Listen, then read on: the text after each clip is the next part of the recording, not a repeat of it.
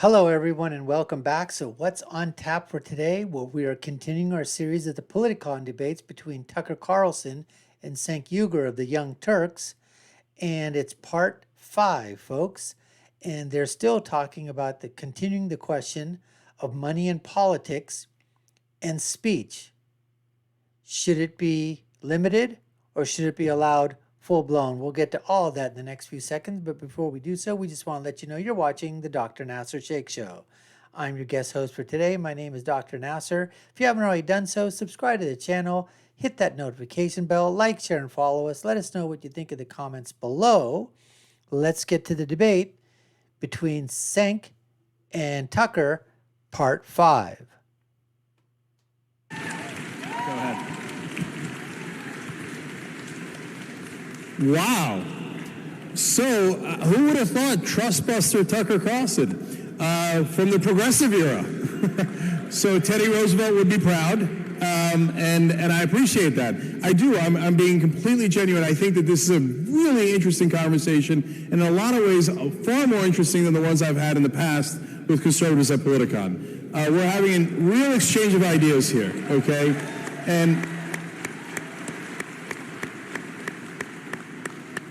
And so if you say there's too much power in corporate America, you are 100% right.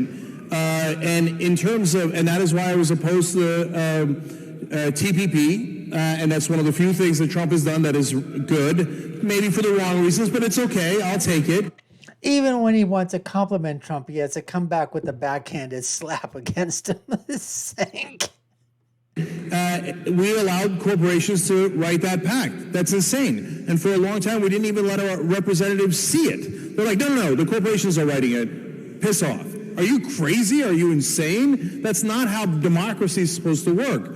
So I like that. But I'm curious. I want to delve into the issue of money out of politics a little bit more. So you seem concerned about corporate power. You said limiting people's right to speak would be problematic. I don't think so. I'll explain why, because I don't think it's really an unfair burden on the right to speak. But how about corporations? Do you think corporations should have the right to spend unlimited money in politics? Yeah, I don't know. I mean, I'm not that... Yeah, no, I guess. Yes, no, I don't know. I mean, to be totally honest with you... Oh, boo, boo, boo. You're winning me over. Keep booing. You know, I know that this spins up the left more than anything, and they're like, corporations aren't people or whatever. Yeah, okay, I guess I agree. But I would just work backward and say, I don't think the problem... So it's the straightforward stuff that never scares me. Right. And that's why Trump doesn't really rattle my cage. I'm not a populist, to be honest with you. I think populism is a symptom that the people in charge have really screwed up, and it's a warning sign that it's going to get crazier unless we fix the underlying problem. So I'm not actually a populist. I acknowledge that every society is hierarchical and always will be. So I'm not that afraid of Trump because I think he's so straightforward, and I'm not that afraid actually of like conventional political advertising because I'm not afraid of people talking about what they think or disseminating a message or whatever. What I'm really afraid of is things happening beneath accountability and beneath the sight of the public, things happening in secret, both because I think that's inherently subversive, but also because it shakes people's faith that the system is on the level, and our system is basically faith-based. The only reason it's a stable country is because of our democracy. So people get super frustrated, right? But in the end, as we're all taught as children growing up here, don't burn the Bastille or storm the police. Don't go crazy, actually, just vote.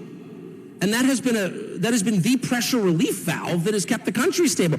If all of a sudden people come to believe the system is rigged, then you're toast. And the reason I'm kind of not giving you a straight answer on the corporate stuff is because I am deeply, more than anything, my main concern right now is speech.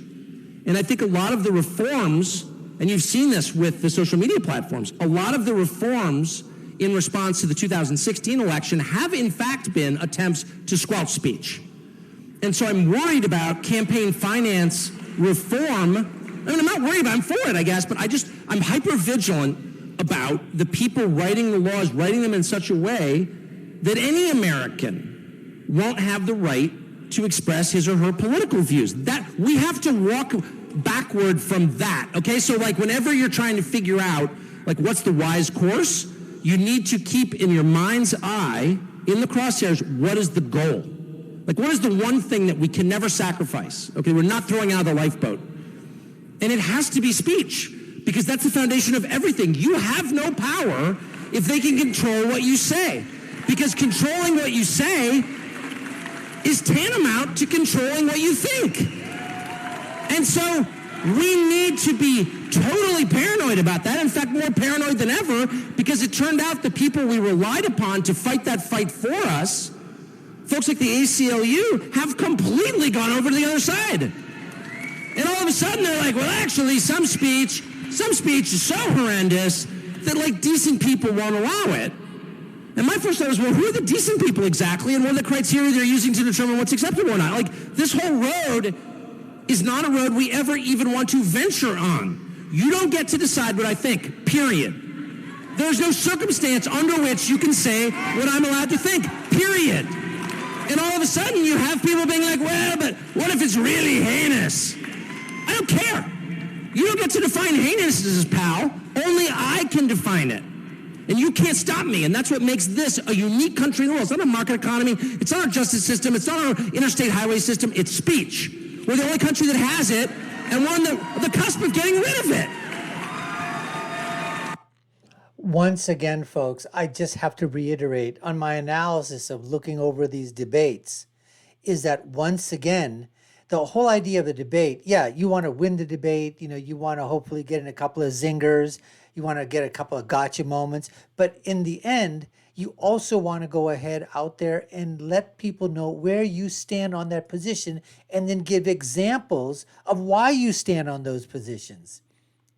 Not just a yes or no question. So for example, in this whole thing here, I have to give, as far as winning the debate on points, there was no technical knockout so far here, but on points in rounds is part 5. Tucker is winning. I mean, I think right now it'd be probably, 3-2 or 4-1 in Tucker's favor, basically in just terms of winning the points. But what's happening is that Cenk is asking the questions, wanting Tucker to elicit his, and I don't know if that's because he really, doesn't he know Tucker's where his stances are? You just watch Tucker, read his books, you know where he stands on most of the issues. So I don't know if this was a tactic that Cenk was using, as I said before, just to try to get a gotcha moment, or hopefully that, Tucker would step in it or whatever. But the thing is that Cenk goes, money in politics, it's corporations are evil. Oh, what do you think? And, so it's like, 2 5-second answer, 6-second, 10-second, 15-second, a minute answer. And then Tucker gets like 7, 8, 9 minutes to talk. And he basically lists the reasons why he feels the way that he does. And in essence, he's talking about absolute freedom of speech. You don't get to decide what my speech is. I don't get to decide what your speech is, but I will defend to the death your right to say what it is that you want to say. Because the whole idea of protected speech is that you want to protect the speech of the other person, thing that's so vile, so reprehensive, that you can't stand it at all, that you hate, that it's completely garbage, that really ticks and pisses you off so much. But you still can say that you have a right to say that. Otherwise, we don't have a society, folks. We don't have a democracy. We don't have a republic. We don't have a country. We don't have anything. That's what makes us, the United States of America, the most unique country in the history of civilization, and will always continue to be, because of our freedom of speech. And like Tucker was saying, is now social media companies and others are trying to curtail that speech slowly and slowly and slowly. So what he's saying is, if you start working around the edges with campaign reform and can say, well, you can't say this, you can't say that, and you start chipping away at speech, pretty soon that big, huge block of ice that's covering the entire United States of free speech, you're chipping away at that block of ice until you're left with little cubes. And that can't happen, folks. We cannot allow our speech to be curtailed or to be defined as to what's right, what's wrong, what's hate, what's what's good speech, bad speech, whatever. We can't do that. We appreciate you watching. As I said before, this was part 5 of the Politicon debate between Tucker Carlson and Cenk Uygur. Glad you watch. You're watching the Dr. Nasir Shaikh Show. I've been your guest host. My name is Dr. Nasir. Haven't done so already? Hit that subscription bell, hit that notification bell as well. Like, share, and follow us. Comment below. Let us know what you think. Should there be limitation on speech, or should it be free speech? I'll leave you with my final thought, my free speech, which is, when you're right, you're right, and when you're left, you're wrong. We'll see you again next time, folks. Take care and stay safe.